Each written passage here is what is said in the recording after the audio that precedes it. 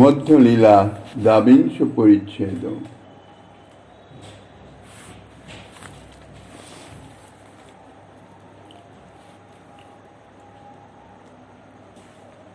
দৈবীঝেষা গুণময়ী মম মায়া দূরত্বয়া মামেব ইয়ে প্রপদ্যন্তে মায়ামেতাং তরন্তি তে।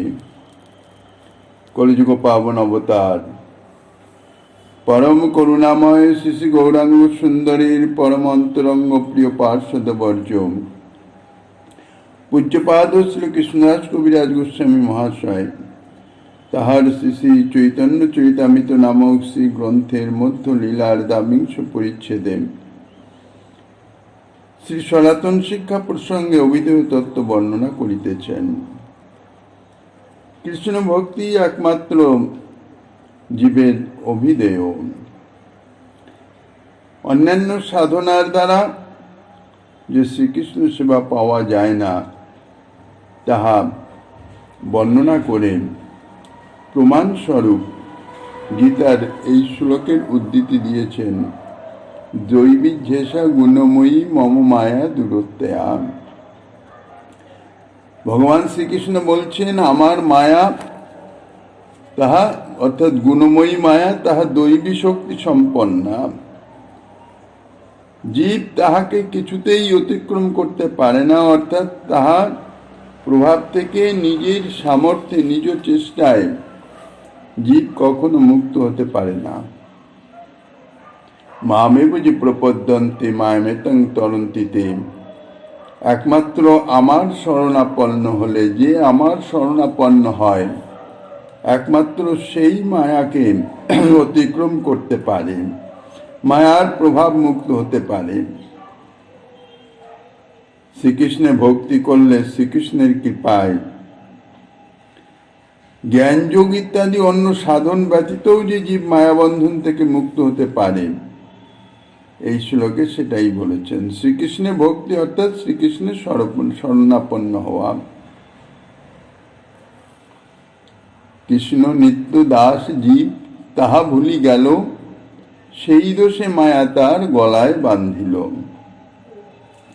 এখন প্রশ্ন হচ্ছে, জীব কেন মায়ার বন্ধনে আবদ্ধ হলো, কেন মায়া মুক্ত হলো? যে মায়া মুক্তির নিমিত্ত শ্রীকৃষ্ণ ভজন তাহাকে করতে হবে। তাই কেন মায়া জালে আবদ্ধ হলো, প্রভু এখন তাহাই বলছেন যে ইহা অনাদি বহির্মুখতার ফলে। কৃষ্ণ দাস জীব তাহা ভুলি গেল। জীব নিত্য কৃষ্ণ দাস, নিজের স্বরূপ সেটি ভুলে গেছে। সেটি ভুলে যাওয়ার জন্যেই মায়া তাকে বন্ধন করেছে, তাকে বন্ধন করে কারাগারে নিক্ষেপ করেছে। সেই দোষে মায়া তার গলায় বাঁধিল, অর্থাৎ তাকে ভালো করে হাতে পায়ে বাঁধলে সে টানাটানি করে এদিক ওদিক ছুটোছুটি করতে পারে, কিন্তু গলায় যদি বন্ধন দিয়ে ধরা যায় তাহলে টানাটানি করার উপায় নেই, তাহলে তো গলায় ফাঁস লেগে মরেই যাবে। তাহলে দেখা যাচ্ছে যে অনাদি বহির্মুখতার ফলে জীব তাহার স্বরূপ, সে যে নিত্য কৃষ্ণ দাস এবং শ্রীকৃষ্ণ সেবাই যে তার স্বরূপানুবন্ধী কর্তব্য, সেটি সে ভুলে গেছে। তাই জীব মায়ার কবলে পতিত হয়েছে। জীব যে শ্রীকৃষ্ণের নিত্য দাস, শ্রীকৃষ্ণের নিত্য দাসত্বই যে জীবের স্বরূপ, তার অন্য কোনো স্বরূপ নয়, অন্য কোনো কর্ম নাই, এটি সে ভুলে গেছে। সেটি ভুলে যাওয়ার জন্যে, যেমন কোনো রাজা মহারাজ তার কোনো কর্মচারী তাকে কোথাও পাঠিয়েছেন একটি বিশেষ কাজের জন্যে।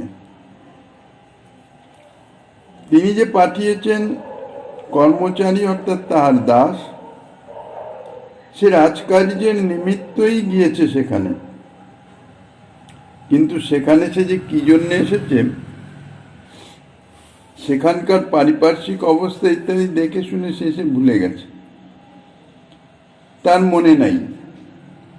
সে সেখানকার পারিপার্শ্বিক অবস্থা ইত্যাদিতে সে মত্ত হয়ে গেছে। সে কে, কি উদ্দেশ্যে এখানে এসেছে সেটি সে বিস্মৃত হয়ে গেছে। এখন রাজকর্মচারী সে, রাজা তাকে পাঠিয়েছেন যে বিশেষ কাজের জন্য, সেই কাজ ভুলে গিয়ে সে যদি সেখানেই তার পারিপার্শ্বিকতা ইত্যাদি মোহে পড়ে সেখানেই আবদ্ধ হয়ে থাকে, তাহলে কি হয়? রাজা তাকে বন্ধন করে, কারাগারে নিক্ষেপ করে, শাস্তি প্রদান করে। ঠিক সেই রকম কৃষ্ণের নিত্য দাসত্ব, অর্থাৎ শ্রীকৃষ্ণ সেবাই তার স্বরূপানুবন্ধী কর্তব্য। সেই শ্রীকৃষ্ণ সেবাই সে ভুলে গেছে। সেই দাসত্ব যাহা শিবের স্বরূপ, সেটি বিস্মৃত হওয়ার জন্য, ভুলে যাওয়ার দোষে মায়া জীবকে নিজ জালে আবদ্ধ করে নিয়েছে। অনাদি বহির্মুখতা বশত স্বরূপ শক্তির আশ্রয় গ্রহণ না করে মায়া শক্তির আশ্রয় গ্রহণ করায়, অর্থাৎ এখানে এই প্রাকৃত ব্রহ্মাণ্ডে এসে প্রাকৃত ব্রহ্মাণ্ডের মায়িক বিষয়বস্তু, বৈভব ইত্যাদি তাহা গ্রহণ করে তাহা ভোগ করবার নিমিত্ত তাহাই সে গ্রহণ করিতেছে। মায়া শক্তির আশ্রয় গ্রহণ করেছে, অর্থাৎ মায়িক বস্তু ইত্যাদিতে সে মুক্ত হয়ে গেছে, আবিষ্ট হয়ে গেছে, আসক্ত হয়ে গেছে। মায়া শক্তির এই আশ্রয় গ্রহণ করা, মায়া তাহার আবরণাত্মিকা শক্তি জীবের স্বরূপের স্মৃতিকে একদম ঢেকে দিয়েছে। আর বিক্ষেপাত্মিকা শক্তি তাহাকে মায়িক সংসারে মুগ্ধ করে রেখেছে। মায়ার এই দুটি শক্তি দুইটি শক্ত রজ্জুর মতন। কৃষ্ণ বহির্মুখ জীবকে যেন হাতে গলায় সদা সর্বদাই বেঁধে রেখেছে। এক নিজের স্বরূপ ভুলিয়ে দিয়েছে, সে যে কে সেটি ভুলে গেছে।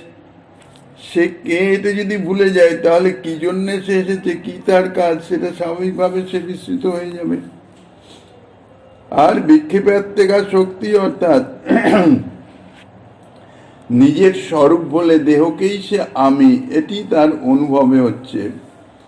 আর বিক্ষেপাত্মিকা অর্থাৎ দেহের সম্বন্ধে যে সমস্ত প্রাকৃত বস্তু, যাহা তাহার কস্মিন কালেও নিজের নয়, তাহার মন বুদ্ধি চিত্তকে সেই দিকে বিক্ষিপ্ত করেছে, অর্থাৎ সেগুলিকে আপনার বলে মনে করিয়ে দিচ্ছে, অনুভব করিয়ে দিচ্ছে। এইভাবে মায়া তাকে হাতে গলায় বেঁধে অহং মমত্ব, অর্থাৎ দেহে আমি বোধ এবং দেহ সম্বন্ধীয় বিষয়ে আমার বোধ, এই বোধ বা এই আসক্তি, এই আবেশে তাকে বদ্ধ করে রেখেছে। আর এই বন্ধন থেকে নিষ্কৃতি পাওয়া তার পক্ষে অত্যন্ত দুষ্কর, অসম্ভবই বলা যায়। কেননা মায়ার দুইটি শক্তি, একটা আবরণাত্মিকা আর একটা বিক্ষেপিতা। এই বিক্ষেপাত্মিকা শক্তি আর আবরণাত্মিকা শক্তি, ইহা মায়ার শক্তি, জীবের অনুচৈতন্য জীব স্বরূপের সামর্থ্য নাই এই দুইটি শক্তিকে সে ছিন্ন করতে পারে বা পরাজিত করতে পারে। কাজেই জীবের স্বরূপ যে কৃষ্ণ দাসত্ব, দাস বলে ভক্তি যে তার স্বরূপানুবন্ধী কর্তব্য, কৃষ্ণ সেবাই যে তার স্বরূপানুবন্ধী কর্তব্য, সেটি সে ভুলে যাওয়ায় মায়া তাকে শাস্তি প্রদানের নিমিত্ত আবদ্ধ করেছে। কি রকম শাস্তি?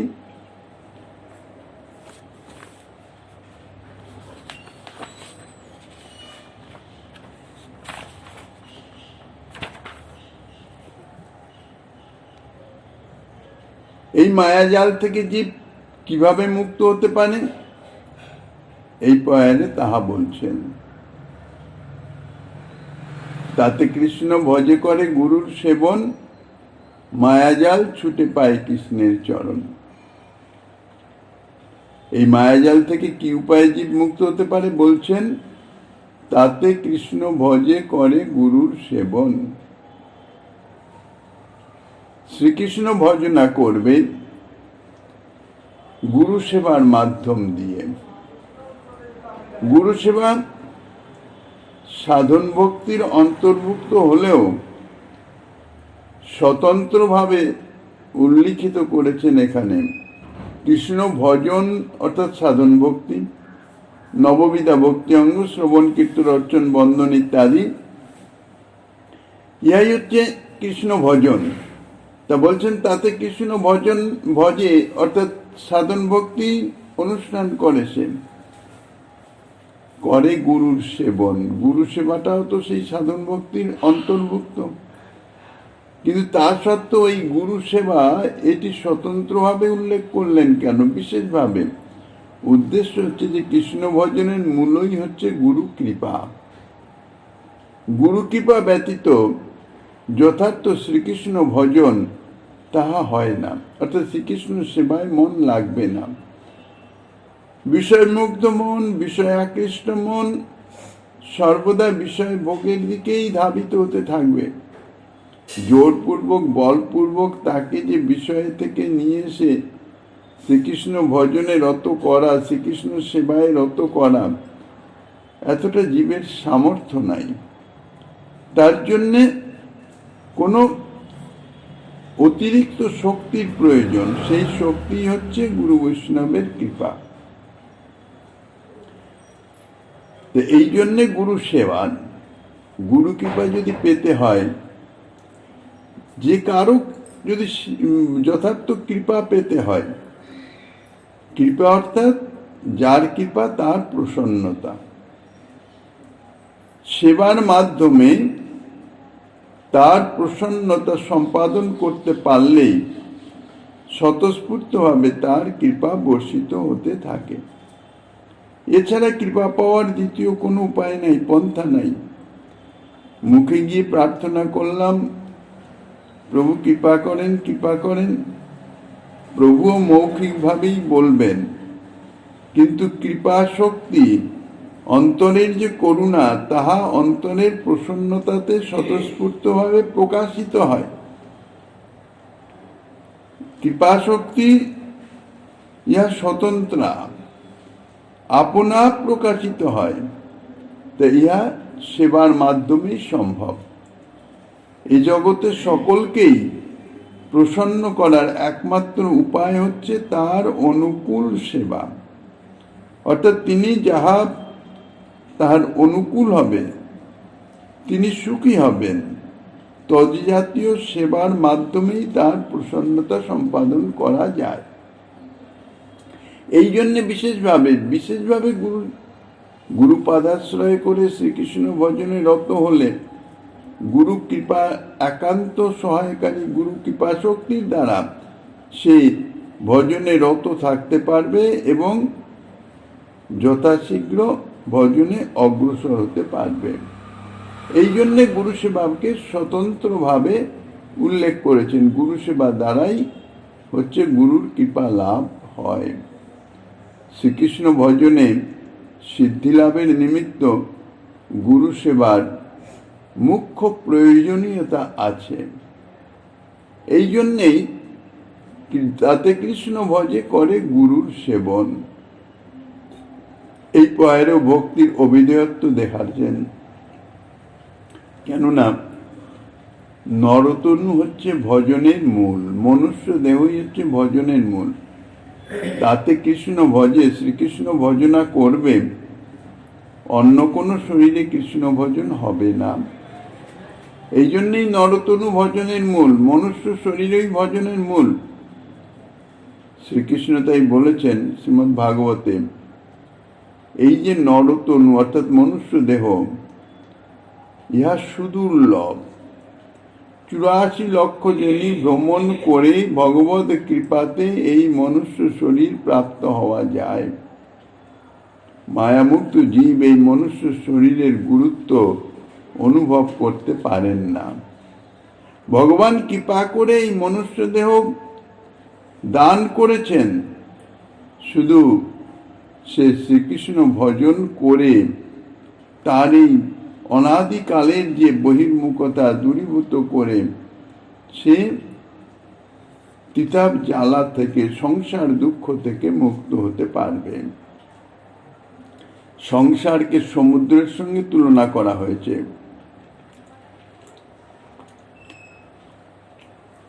সমুদ্র বিশাল সাগর, সংসার সসুখ ভোগ বাসনা। তা নিজ সুখ বাসনাটা এমনই বিশাল, এমনই এর ব্যাপকত্ব, স্বাভাবিকভাবে সেটা অনুভব হয় না। মনে হয় আচ্ছা এই জিনিসটা পূর্ণ হলেই ব্যাস হয়ে গেল। সাংসারিক জীবের যারা একটু ভগবত কৃপায় বা সাধুগুরু বৈষ্ণবের কৃপায় একটু ভজনের উন্মুখতা এসেছে, তারা সংসারে মনে করে সংসারের এই কর্তব্য কাজটা সেরেই আমি ভজনে রত হয়ে যাব। এগুলো হচ্ছে তার নিজ বাসনা, কিন্তু এই বাসনার যে ব্যাপকত্ব, ব্যাপ্তি, সে সম্বন্ধে তার ধারণা নেই। একটা বাসনা পূর্তির সঙ্গে সঙ্গে আর 10টি বাসনা সেখানে এসে উপস্থিত হয়ে যায়, এত বিশাল। সেই জন্যই সমুদ্রের সঙ্গে তুলনা করা হয়েছে। সংসার সমুদ্র অর্থাৎ বাসনার সমুদ্র। এই বাসনার সমুদ্র উত্তীর্ণ হওয়ার জন্য, সমুদ্র পার হতে গেলে তাতে ভেলা চাই, তরণী চাই। জাহাজ বলেন, সাধারণত সমুদ্র তো আর নৌকায় করে পার হওয়া যায় না, জাহাজেরই প্রয়োজন হয়। জাহাজও তরণী, পারাপারের একটা বাহক। তাই সুদুর্লভ নরতনু হচ্ছে এই সংসার সমুদ্র উত্তীর্ণ হওয়ার পক্ষে সুদৃঢ় তরণী তুল্য। এই তরণী আশ্রয় করে, অর্থাৎ এই মনুষ্য দেহের মাধ্যমেই একমাত্র এই সংসার সমুদ্র উত্তীর্ণ হওয়া যায়, পার হওয়া যায়। কিন্তু সমুদ্রে তরণী যদি চালাতে হয়, তার একজন কান্ডারি তো চাই, কর্ণধার তো চাই, যে নৌকাকে চালাবে বা জাহাজকে যে চালাবে। যদি উপযুক্ত কর্ণধার না থাকে, তাহলে সমুদ্রের মধ্যে সে ঘুরপাক খেয়ে ডুবে যাবে, সে আর পারে পৌঁছাতে পারবে না। তা গুরুদেবকে এই তরণের কর্ণধার করে সংসার সমুদ্রে যদি পাড়ি দেওয়া যায়, গুরুদেব তিনি জানেন। যারা নৌকা চলাচল করেন, এক স্থান থেকে অন্য স্থানে যায়, বা সমুদ্রপথে যারা জাহাজ নিয়ে যাতায়াত করে, যে সমস্ত জাহাজের নাবিক যারা, তারা সে পথঘাট জানে, কোথায় কোন বিপদ আছে, কোথায় কোন অবস্থা আছে, ঘূর্ণিপাক আছে, এ সমস্ত সম্বন্ধে তারা অবহিত। এই জন্যে তারা এমনভাবে নৌকা চালিত করে বা জাহাজ চালিত করে যথাসময়ে যথাস্থানে তারা পৌঁছে দিতে পারে। এই জন্য কর্ণধার চাই, অর্থাৎ যে রাস্তাঘাট জানে। তো তাদৃশ গুরুদেব তিনি নিজে সংসার সমুদ্র থেকে মুক্ত, তিনি জানেন বাসনা সমুদ্র থেকে মুক্ত, তিনি জানেন কিভাবে এই বাসনা সমুদ্র পাড়ি দিয়ে পরপারে পৌঁছানো যায়, তিনি সে রাস্তা জানেন। এই জন্যে তানাকে যদি এই মনুষ্য শরীরের, অর্থাৎ তানার চরণে নিজেকে সমর্পণ করে দিয়ে এই দেহ তরণীর যদি কর্ণধার রূপে তানাকে অধিষ্ঠিত করা যায়, অর্থাৎ তানার কৃপাকে যদি ভরসা করা যায়। এখন সমুদ্রে যে প্রবল ঢেউ, সেই ঢেউটা সমুদ্রের বাতাসের উপর নির্ভর করে। যেদিক থেকে বাতাস প্রবাহিত হয়, যেদিকে যায় ঢেউগুলো সেই দিকেই প্রবাহিত হয়। আর যদি সেই দিকেই ঢেউয়ের গতি যেদিকে, সেদিকে যদি তরণীকে চালনা করা যায়, তাহলে অতি শীঘ্র পৌঁছে যাওয়া যায়। ঢেউয়ের বিপরীত দিকে, অর্থাৎ বাতাসের বিপরীত দিকে চালিত করে অগ্রসর হওয়া নিতান্তই অসম্ভব। এই জন্য শ্রী ভগবান বলেছেন, যদি কেহ ভগবত কৃপায়, আমার কৃপায় মনুষ্য দেহ প্রাপ্ত হয়ে শ্রী গুরুদেবকে যদি এই দেহরূপ তরণীর কর্ণধার রূপে যদি প্রতিষ্ঠা করেন, বরণ করেন, তাহলে আমি তাকে কৃপানুকূল বাতাস প্রদান করি। অর্থাৎ কৃপানুকূল বাতাস দিয়ে সেই তরণীকে চালিত করে অপর তীরে অর্থাৎ চিন্ময় রাজ্যে পৌঁছে দেই। এত বড় সুযোগ আমি প্রদান করেছি জীবকে। কিন্তু এই সুযোগ পাওয়া সত্ত্বেও যে ব্যক্তি এই সংসার সমুদ্র পার হতে না পারে সে হচ্ছে আত্মঘাতী। যথার্থ সে হচ্ছে আত্মঘাতী। আমরা আত্মহত্যা বলে মনে করি কি এই দেহকে বিনাশ করা, কিছু একটু খেয়ে মৃত্যুমুখে পতিত হয়ে বলে আত্মহত্যা করেছে। বাস্তবিক তো আত্মহত্যা করেনি, সে তো দেহকে হত্যা করেছে, আত্মাকে তো হত্যা করেনি। আত্মা যে সংসারে বন্ধন হয়ে আছে, আবদ্ধ হয়ে আছে, এই আবদ্ধতার অবস্থায় থাকাটাই হচ্ছে তার আত্মহত্যা। এত সুযোগ পেয়েও সে যদি নিজেকে মুক্ত না করতে পারে তাহলে সেই যথার্থ আত্মঘাতী, নিজেকে নিজে হত্যা করেছে, অর্থাৎ সুযোগ সে গ্রহণ করতে পারেনি। ইহা শ্রীমদ্ ভাগবতের কথা। নিদেহমাদ্যং সুলভং সুদুর্লভং প্লবং সুকল্পং গুরুকর্ণধারম ময়ানুকূলেন নবস্বতেরিতং পুমান ভবাব্দি ন তরেত স আত্মহান। স্বয়ং শ্রী ভগবানের উক্তি। এই ভগবত উক্তি থেকে জানা গেল যে শ্রী গুরুদেবের শরণাপন্ন হলেই সংসার সমুদ্র উত্তরণের পক্ষে ভগবত কৃপা লাভ হতে পারে। আর যদি শ্রী গুরুদেবের শরণাপন্ন না হয়, নিজের দেহ তৈরিকে অর্থাৎ নিজের ভজনের জন্য শ্রী গুরুদেবকে যদি স্থাপন না করা যায়, বরণ না করা যায়, শ্রী গুরুচরণে যদি নিজেকে সমর্পণ না করা যায়, তাহলে শ্রী ভগবানের এই যে অনুকূল বাতাস অর্থাৎ কৃপা শক্তি, তাহা সে প্রাপ্ত হতে পারে না। কৃপা শক্তি প্রাপ্ত হওয়ার একমাত্র উপায় হচ্ছে শ্রী গুরুদেবের শরণাপন্ন হয়ে সেবার মাধ্যমে শ্রী গুরুদেবের প্রসন্নতায় শ্রী গুরু কৃপা লাভ করা। এই পয়েন্টে বলা হলো কি, শ্রী গুরুদেবের শরণাপন্ন হয়ে শ্রীকৃষ্ণ সেবা করলে দুটি ফল পাওয়া যাবে। কি পাওয়া যাবে? মায়াজাল ছুটে পায় কৃষ্ণের চরণ। এক হচ্ছে মায়াজাল ছুটে, যে মায়ার জালে সে আবদ্ধ হয়ে আছে অনাদিকাল থেকে, তিতাব জ্বালা ভোগ করিতেছে, সেই জাল থেকে সে মুক্ত হয়ে যাবে। আর মুক্ত হয়ে কোথায় যাবে? বলছেন পায় কৃষ্ণের চরণ, শ্রীকৃষ্ণের চরণে পৌঁছে যাবে। শ্রীকৃষ্ণ চরণ প্রাপ্তি অর্থাৎ শ্রীকৃষ্ণ সেবা প্রাপ্ত হবে। এখন শ্রীকৃষ্ণ চরণ প্রাপ্তিতেই আনুষঙ্গিকভাবেই মায়াজাল ছুটে যায়। কেন? মামে যে প্রপদ্যন্তে মায়ামেতাং তরন্তিতে, জীব মায়াবন্ধন থেকে স্বতঃস্ফূর্তভাবেই মুক্ত হয়ে যায়। সনাতন গোস্বামী পাদের প্রশ্ন ছিল, কেন আমায় জারে তাপত্রয়, কেন আমাকে তিতাব জ্বালায় জর্জরিত করিতেছে? তাহার উত্তর প্রভু দিয়েছেন, কৃষ্ণ বলে সেই জীব অনাদি বহির্মুখ, অতএব মায়া তারে দেয় সংসার দুঃখ। তারপরে প্রশ্নটি ছিল, কেমনে হিত হয়? আমার মঙ্গল কিসে হবে? আপাত দৃষ্টিতে মনে হতে পারে হিত মঙ্গল বলতে এখানে যেন তাপত্রয়ের জ্বালা থেকে অব্যাহতি লাভকেই বুঝাতে চাইছেন, কিন্তু মহাপ্রভুর উক্তি থেকে যেন তাই বুঝাচ্ছেন। সাধুশাস্ত্র কৃপায় যদি কৃষ্ণোন্মুখ হয়, সেই জীব নিস্তরে মায়া তাহারে ছাড়ায়। প্রভুর এই কথাতে এটাই বুঝায়, সাধুরূপে শাস্ত্ররূপে শ্রী ভগবান এই মায়াবদ্ধ জীবকে কৃপা করবার নিমিত্তই প্রকট আছেন। সাধু আসছেন আর শাস্ত্ররূপেও তিনি প্রকট হয়ে আছেন।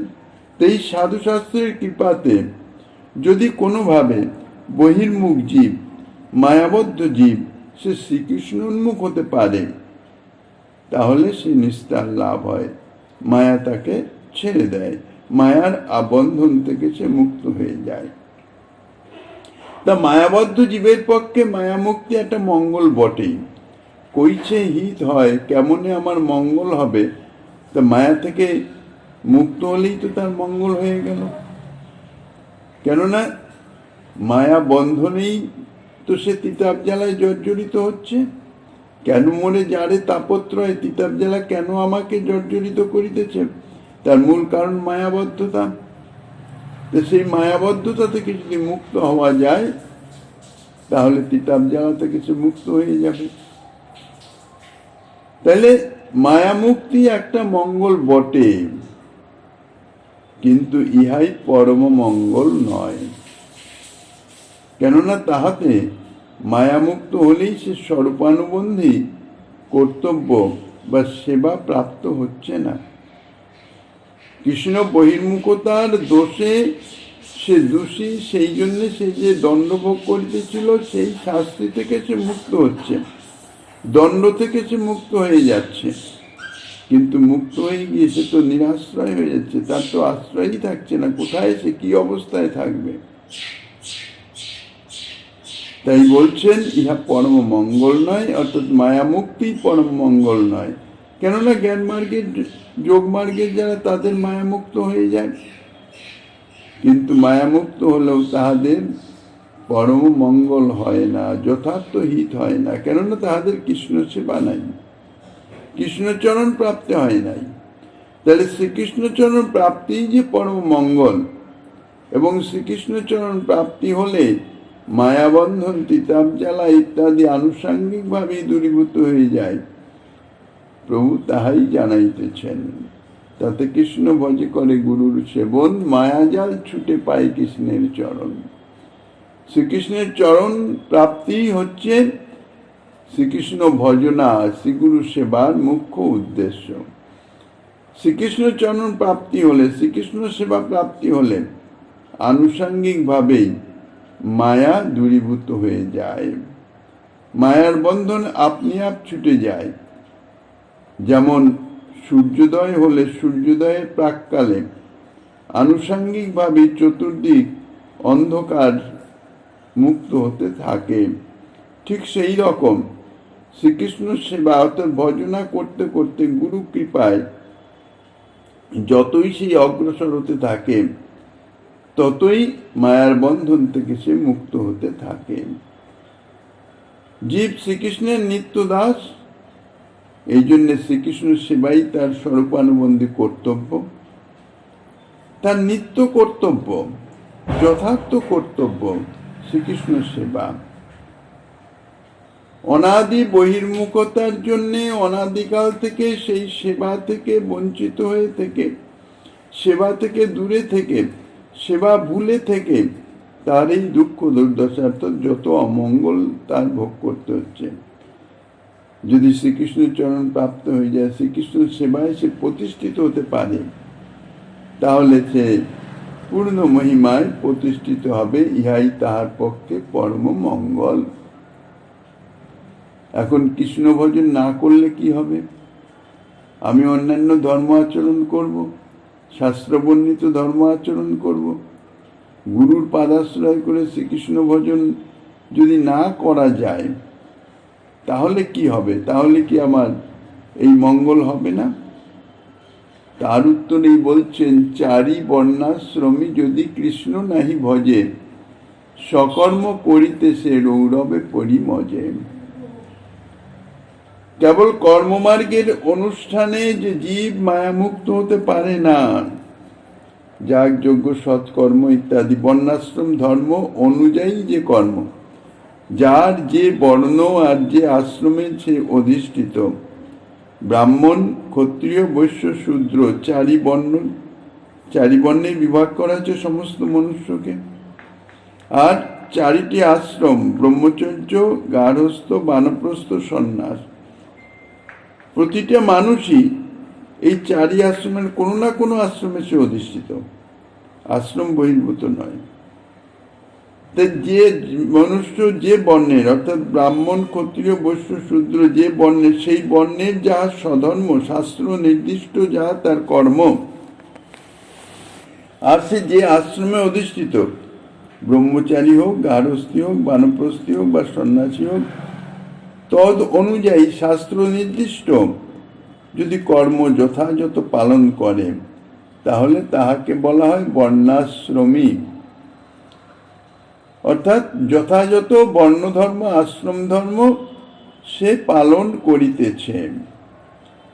তা এইভাবে যথাযথ বর্ণধর্ম, আশ্রম ধর্ম পালন করে, যার যেই ধর্ম, ব্রাহ্মণের যেমন যজন, যাজন, অধ্যাপন, অধ্যয়ন, দান গ্রহণ, দান করা, ক্ষত্রিয়ের সমস্ত দেশ অর্থাৎ সকলকে পালন করা ইত্যাদি, যে সমস্ত এরকম পরপর পরপর প্রত্যেকের বর্ণ অনুযায়ী শাস্ত্র নির্দিষ্ট কর্ম আছে, ধর্ম আছে। সেই কর্ম যদি সে করে, তাহলে তার বর্ণধর্ম যথাযথ পালন করা হয়, যাহাকে বলা হয় স্বধর্ম, শাস্ত্র নির্দিষ্ট স্বধর্ম। এখানে স্বধর্ম অর্থাৎ বর্ণাশ্রম ধর্ম। রায় রামানন্দের কাছে যখন শ্রীমান মহাপ্রভু সাধ্যের নির্ণয়ে প্রশ্ন করেন, তাহলে প্রথমেই রায় রামানন্দ বলেছিলেন স্বধর্ম আচরণে বিষ্ণু ভক্তি হয়। এই স্বধর্ম হচ্ছে বর্ণ আশ্রম ধর্ম পালন। তা প্রভু এখানে বলছেন চারি বর্ণাশ্রমী। চারি বর্ণাশ্রমী অর্থাৎ ব্রাহ্মণ, ক্ষত্রিয়, বৈশ্য, শূদ্র বা ব্রহ্মচর্য, গার্হস্থ, বানপ্রস্থ, সন্ন্যাস, এই চারি বর্ণে বা আশ্রমে যাহারা অধিষ্ঠিত আছেন, তাহারা সকলেই চারি বর্ণাশ্রমী। তাহারা যদি শ্রীকৃষ্ণ ভজন না করে, তাহলে বলছেন সকর্ম করিতে সে রৌরবে পরিমজে। নিজ নিজ আশ্রমোচিত কি বর্ণোচিত ধর্ম পালন করলেও মায়াবন্ধন থেকে সে কখনো মুক্ত হতে পারে না।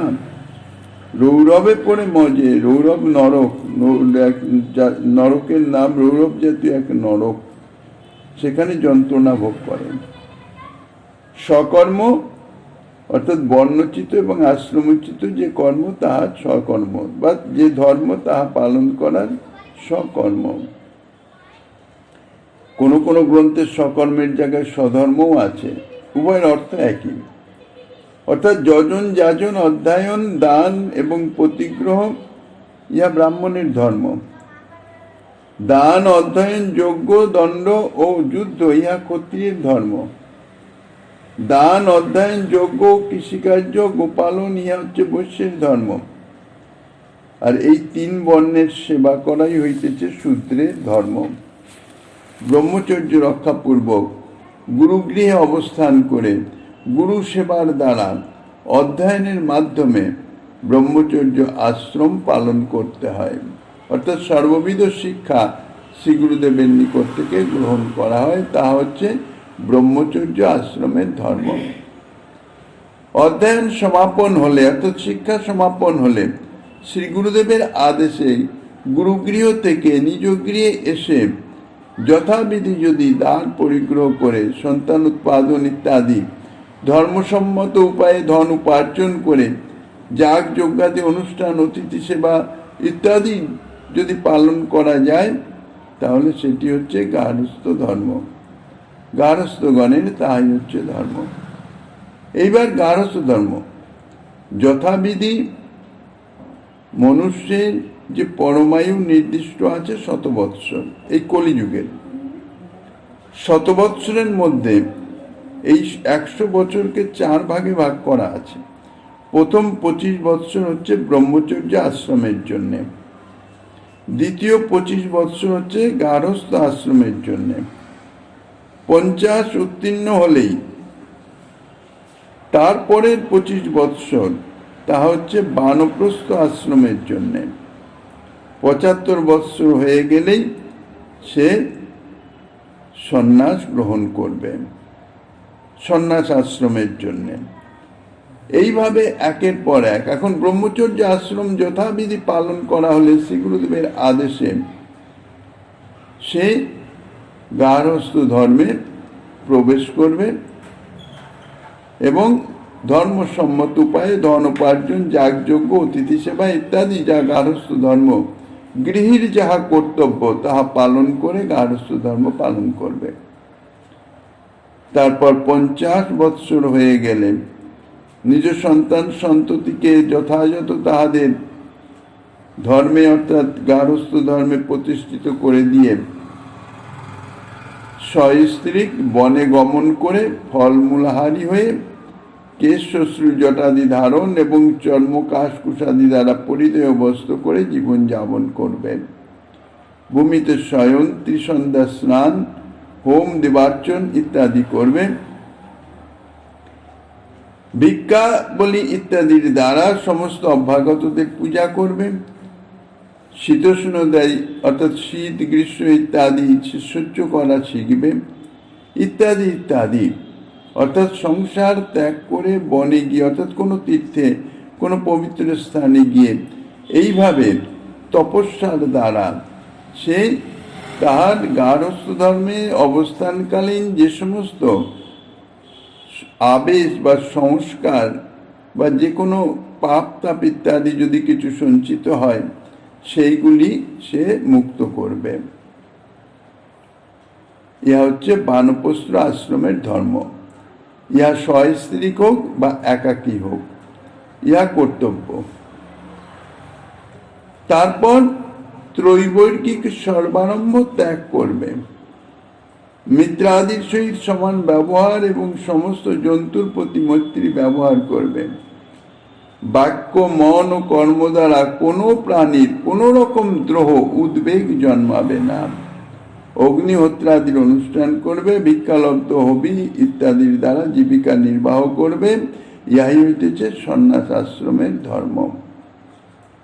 এখন এই যে আশ্রমের যে বর্ণের যে ধর্ম যদি যথাবিধিভাবে সে পালন করে কিন্তু সে কৃষ্ণ ভজন করছে না,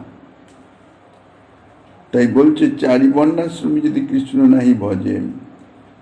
আশ্রম ধর্ম বর্ণ ধর্ম যথাবিহিত নির্বাহ করলেও সে যদি শ্রীকৃষ্ণ ভজন না করে তাহলে কি হবে? রৌরবে পরিমজে। রৌরব হচ্ছে এক রকমের নরক, নরকের নাম।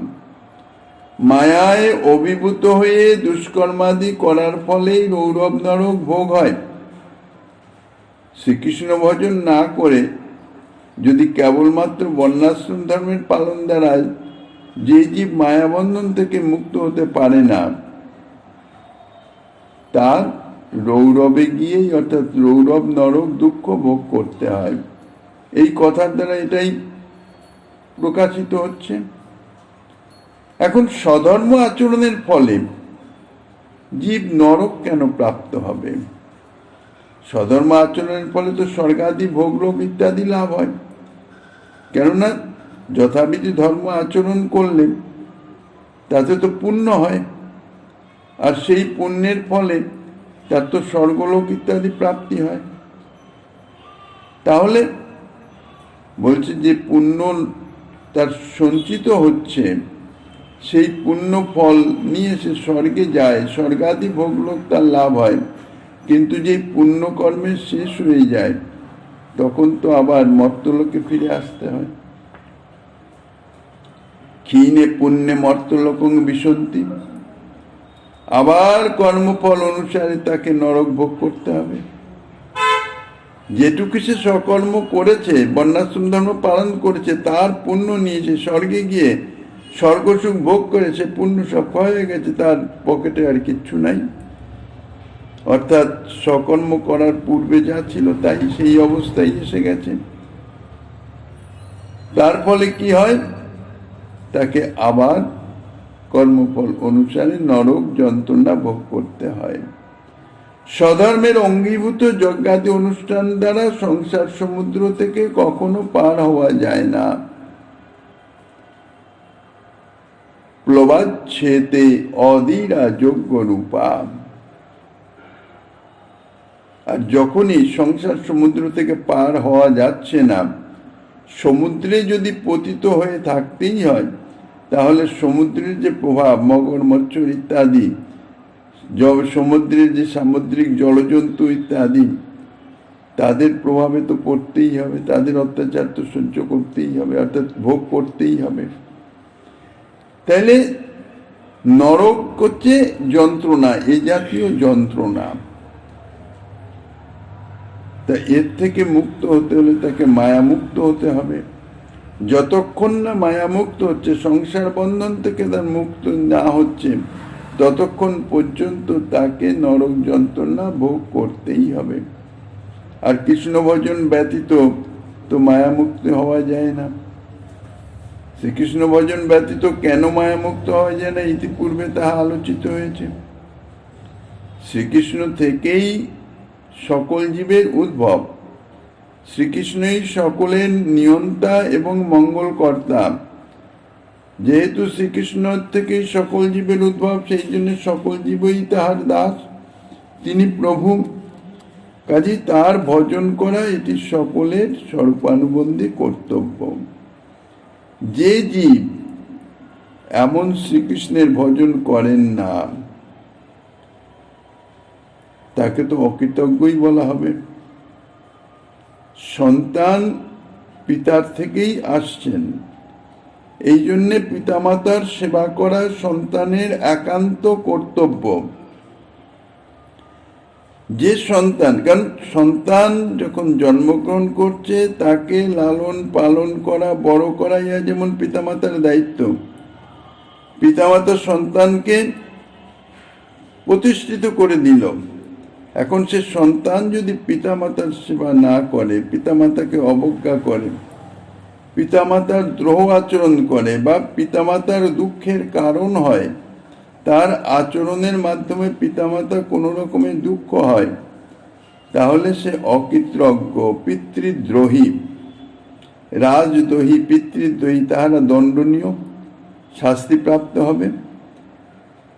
তাহলে জগতের পিতা কৃষ্ণ, যে না ভজে বাপ, জন্মে জন্মে পিতৃদ্রোহী, পেতে হয় তাপ।